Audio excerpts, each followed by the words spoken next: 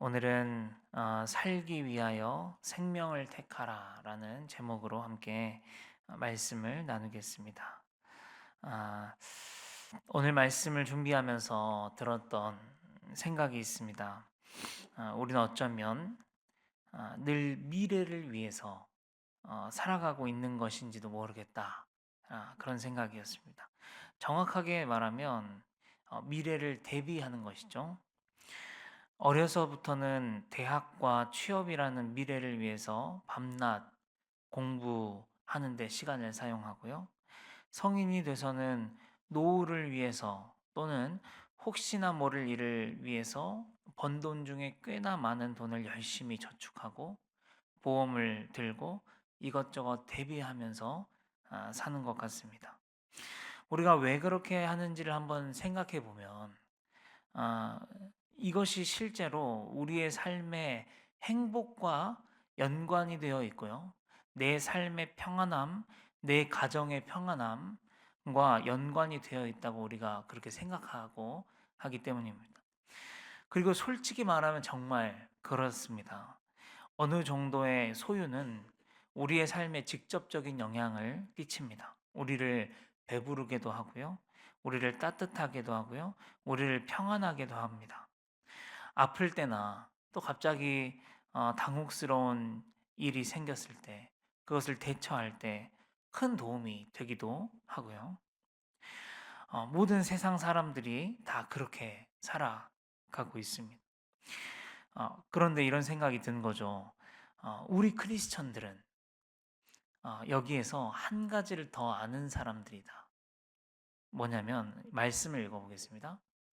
시작.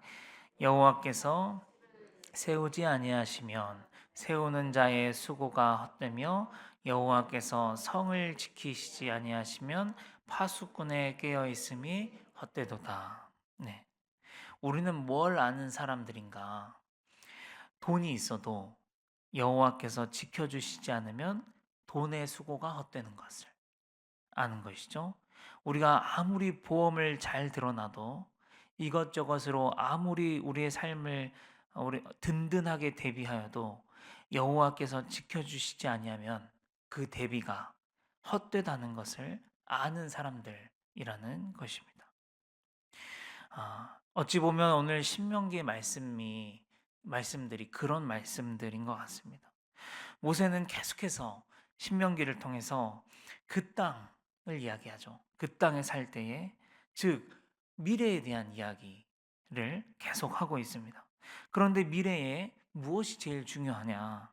돈 많이 버는 것도 아니고 농사가 잘 되는 것도 아니고 많은 소유를 갖는 것도 아니고 뭐냐면 하나님의 말씀에 청종하는 것, 내 위에 하나님이 계시다는 것을 인정하는 것, 그리고 그 하나님을 범사에 경외하는 것, 이것이 정말 제일 중요하다고 지금 끊임없이 계속 강조하고 이야기하고 있다는 것입니다.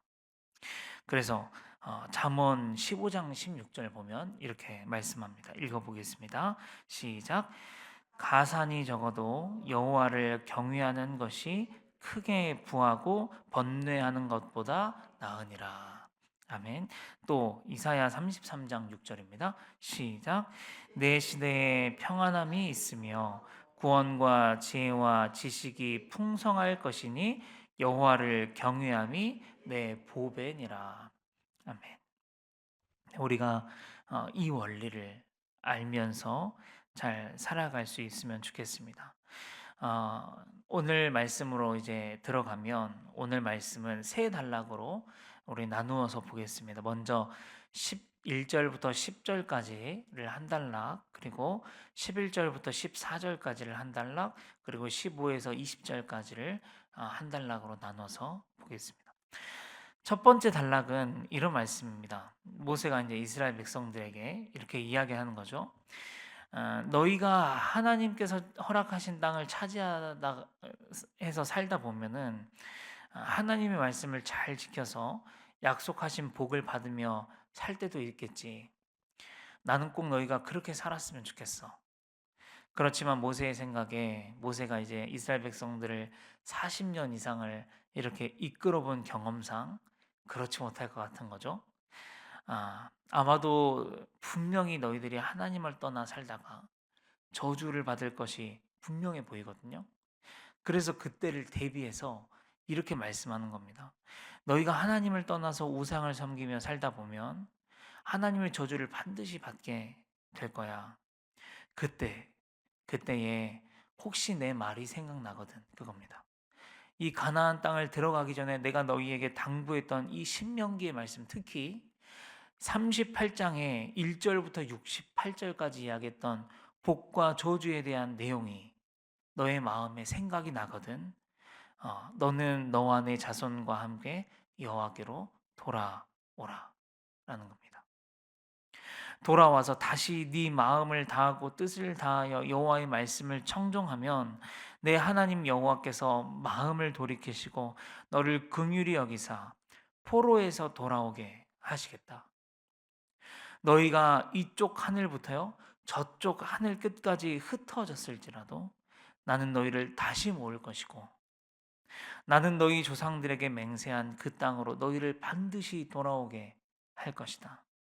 라고 말씀하고 있는 것입니다. 언제를 생각나게 합니까? 바벨론 포로가 생각나죠. 네. 모세가 벌써 알았을까요? 잘 모르겠지만 바벨론 포로기를 생각나게 합니다. 모세는 죽고 시간이 흐르죠. 이스라엘은 타락의 길을 걷습니다. 이스라엘이 남유다와 북이스라엘 둘로 나눠지고 후에는 이스라엘이 멸망하고 성전은 다 허물어지고요. 바벨론에게 포로로 잡혀갑니다. 정말 이스라엘이 하늘 이쪽부터 하늘 저쪽까지 완전히 공중분해가 되고 흩어집니다. 이스라엘의 절망과 실패를 의미합니다. 어쩌면 모세는 이때부터 이스라엘 민족이 이렇게 될 것을 예상하고 있었는지 모르겠습니다. 그래서 이렇게 말씀합니다. 너희들 그때라도 너희의 마음에 혹시 복과 저주의 이 말씀이 생각이 나거든 다시 하나님께로 돌이켜라. 마음을 돌이키고 다시 나의 말을 청종하면 나는 너희가 하늘 끝으로 흩어졌을지라도 너희를 다시 모을 것이고 너희를 회복시킬 거다. 그렇게 말씀하는 겁니다. 여기에서 포인트는 뭘까요? 이것인 것 같아요. 포인트는 뭐냐면 지금 모세가 설교하고 있는 때하고 이 바벨론 포로의 사건은 불과 몇 개월 정도의 차이가 아니고요. 수백 년의 차이가 있어요. 시간 차이가 있어요. 그렇죠? 이 수백 년이 무슨 이야기를 하는 거냐면 들었던 그 말씀이 너무 오래된 것이죠. 잊혀지고도 남을 만큼 말씀이 오래됐어요. 우리도 그렇죠? 하나님 말씀 잊혀지고도 남을 만큼 오래된 적이 있죠. 아직도 그 말씀이 효험이 있을까 싶을 정도로 오래된 말씀인 거예요. 또한 지금 이스라엘 백성들의 상황은 어떠냐면 돌이킬 수 없을 정도로 망해버렸어요. 하나님의 저주를 이미 받아버렸어요. 이미 끝이 났습니다. 하나님 말씀과 너무나 멀어진 것이죠. 그러나 이런 거죠. 그러나 정말 수백 년이 지났다고 할지라도 너희가 그때라도 이 말씀이 마음에 생각나서 돌이킨다면 그때도 나 하나님은 너희를 용서할 것이다. 우리도 잊어버린 약속, 우리도 멀어져 버린 그 약속, 생각도 나지 않는 그 약속, 그 약속을 하나님은 기억하고 계시겠다는 것. 우리는 하나도 신실하지 못했지만, 잊어버렸지만, 하나님은 여전히 이스라엘 백성들에게 신실하신 하나님이었다라는 걸 보여줍니다. 이것은 엄청난 하나님의 은혜입니다. 여러분, 우리가 혹은 우리의 자녀들이 혹시 죄를 짓고 어떤 사건으로 인해서 하나님을 멀리 떠나고 돌이키지 못하고 있을지라도 그래서 설령 하나님을 잊고 살게 된 시간이 너무나도 오래되었고 이제는 틀렸다. 이제는 정말 돌아가기 어렵겠다고 그렇게 느껴질지라도 오늘 하나님은 우리에게 그때라도 이 말씀이 마음에 생각나거든. 이 말씀이 너희의 마음에 기억이 나거든. 돌아와라.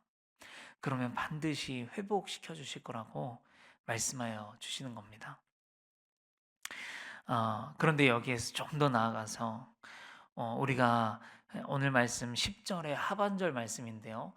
같이 한번 읽어보면 좋겠습니다. 이렇게 말씀을 하십니다. 시작. 내게 복을 주시되 곧 여호와께서 내 조상들을 기뻐하신 것과 같이 너를 다시 기뻐하사 내게 복을 주시리라. 네, 여러분 이것도 엄청난 은혜입니다. 보통 죄를 지은 사람들의 반응은 뭐냐면 돌아온 탕자예요. 돌아온 탕자가 뭐라고 합니까? 아버지께 아버지, 지금도 저는 아버지의 아들이라고 일컬음을 감당하지 못하겠나이다. 나를 품꾼의 하나로 보소서. 뭐냐면 나 같은 놈을 다시 받아주시는 것만으로도 은혜요, 감사입니다. 감지덕지입니다. 품꾼의 하나로라도 족합니다. 그렇게 이야기하죠. 죄 지은 사람들의 특징이에요. 우리의 특징이고 우리 자녀들의 특징이에요. 입니다. 그냥 진짜 용서해 주신 것만으로, 나를 다시 받아주신 것만으로도요 정말 족한 거죠. 감사한 겁니다. 그런데 오늘 말씀 뭐라 그러냐면 내 조상들을 기뻐하신 것과 같이 기뻐하겠고 내게 그렇게 복을 주실 것이다 라고 말씀하는 겁니다. 이것이 하나님 아버지의 사랑이라는 것입니다. 오늘 이 말씀을 듣는 분들 중에 혹시 이 말씀이 나에게 해당되는 말씀이라고 느껴지신다면 하나님께 마음을 돌이키시기를 바랍니다. 아직 늦지 않았다라는 것입니다. 하나님께서는 반드시 받아주시겠다고 말씀하십니다. 또한 우리 성도님들의 자녀 또는 나의 부모, 나의 이웃이 여기에 해당된다고 생각한다면 오늘 이 신명기 30장 이 말씀을 그들에게 오늘 한번 보내주시면서 아직 늦지 않았다고 말씀해 주시면 어떨까 합니다. 성령님의 구원의 능력이 언제 그들에게 임할지 모르겠습니다만 우리 성도님들의 그 헌신을 통해서 그들에게 흘러가게 될 줄을 믿습니다. 그래서 반드시 주님께서 주님의 때에 그들을 살려주실 줄 믿습니다. 이제 두 번째 단락입니다. 두 번째 단락은 뭐냐면 말씀이 멀게 느껴지는 사람들의 특징이에요. 그런 사람들에게 주시는 말씀입니다. 우리가 하나님을 떠나고 말씀과 멀어지고 오래되고 그러면 말씀이 마음에 잘 안 들어옵니다. 감동 감화가 잘 되지 않습니다. 마음이 딱딱하고요. 은혜가 안 됩니다. 예, 말씀은 또 어렵기만 하죠. 그러면 우리가 뭘 찾냐면 이것을 돌파할 수 있는 어떤 특별한 말씀을 찾게 됩니다. 나의 폐부를 찌르는 말씀을 찾게 돼요. 뭔가 자극적인 말씀을 찾게 돼요. 부흥사를 찾게 돼요. 여기 있는 저 같은 목사가 아니라 어딘가에서 오는 유명한 부흥 강사, 나의 폐부를 찔러줄 수 있는 그런 강사를 찾습니다.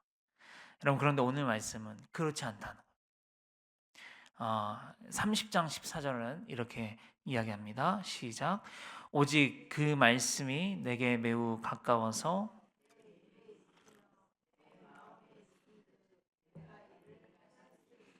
네, 아멘. 나를 살리는 그 말씀은 사실 나에게 매우 가까워서 내 입에 있으며 이미 내 마음 안에 있은즉 네가 이를 행할 수 있다. 사랑하는 성도 여러분, 우리를 살리는 말씀은 어떤 더 특별한 말씀이 아니라는 겁니다. 오늘 말씀의 표현대로 누가 하늘에 가서 다시 하나님의 말씀을 받아와야 하는가? 이런 말씀이 있죠. 그 말씀이 바다 밖에 있어가지고 누가 거기를 건너가가지고 그 명령을 다시 받아와가지고 와야 하는 것이 아니라는 것입니다. 이미 우리 안에 있는 말씀이에요. 우리 성도님들이 이미 알고 있는 그 말씀이에요. 성령께서 우리와 함께 하시면서 우리 마음 안에 생각나게 하시는 바로 그 말씀입니다. 그 말씀이 내 입에 가까울 때 그 말씀이 내 마음에 가까이에 있을 때 우리가 살아나게 하는데 충분하다는 것입니다. 우리의 영적인 싸움에서 가장 어려운 싸움이 바로 나와의 싸움입니다. 내 마음과의 싸움이, 내 생각과의 싸움이고, 내 죄, 나의 본성과의 싸움이 제일 어렵습니다. 이것을 이길 수 있는 비결이 무엇인가? 다른 말씀이 아니에요. 어떤 다른 저기 멀리에서 있는 말씀이 아닙니다. 어떤 부흥사의 말씀도 아닙니다. 바로 지금 내 입술에 있는 말씀, 내 마음 안에 있는 그 말씀이 그 말씀을 가깝게 하면 우리가 살아날 수 있습니다. 그렇게 하면 지독하게도 돌이켜지지 않던 내 마음, 내 고집도 힘을 들이지 않고 돌이킬 수 있게 되는 걸 봅니다. 그렇게 바뀌지 않던 우리의 삶의 방향도, 그렇게 믿지 않겠다던 고집도 자연스럽게 돌이켜집니다. 그것이, 그러므로 말씀이 우리의 입과 마음에 머물게 하는 것이 우리의 생명을 지키는 일이라는 것이죠. 그 얘기를 하는 것이고, 마지막 세 번째 단락입니다. 세 번째 단락은 말씀을 이제 정리합니다. 그러면서 당부하는 것인데 바로 이런 당부를 하고 있습니다. 읽겠습니다. 시작. 너희가 만일 유혹을 받아 다른 신들에게 절하고 그를 섬기면 반드시 망할 것이라. 경고이죠. 반드시 망할 것이라. 예외가 없습니다. 반드시 망할 것이고 너희의 날이 길지 못할 것이다. 그렇게 이야기합니다. 너희의 날, 너희의 행복, 너희의 형통, 너희의 즐거움, 너희의 배부름, 너희의 평안, 너희들이 바라는 미래는 길지 않을 것이다. 그러므로 읽겠습니다. 시작. 내 어디죠? 네. 살기 위하여 생명을 택하고. 네. 그러므로 살기 위해서 생명을 택해라. 그렇게 이야기하고요.